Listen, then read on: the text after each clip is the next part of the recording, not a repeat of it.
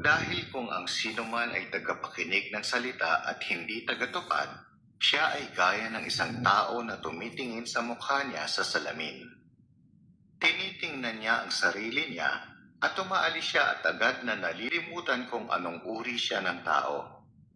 Pero ang tumitingin sa perpektong kautusan na umaakay sa kalayaan at patuloy na sumusunod dito ay hindi isang malilimuting tagapakinig, kundi isang tagatupad ng gawain at magiging maligaya siya sa ginagawa niya.